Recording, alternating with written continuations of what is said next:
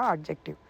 ஏன்னா சார் டிஸ்கிரைப்னா என்ன அப்படிங்கன்னு பார்த்திங்கும்போது, அதாவது டிஸ்கிரைப் அப்படிங்கிறது அதை பற்றின விவரிக்கிறது அப்படின்னா அந்த ஒரு நேமாக இருக்கலாம், ஒரு திங்காக இருக்கலாம், ஒரு பிளேஸாக இருக்கலாம்.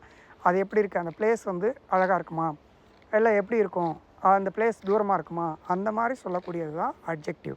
ஸோ இப்போ இதுக்கு எக்ஸாம்பிள் வேர்ட்ஸ் பார்த்திங்கன்னா பியூட்டிஃபுல், டால், ஸ்மார்ட்டு, ரெட்டு, ஸ்மால், ஃபைவ் இந்த மாதிரி.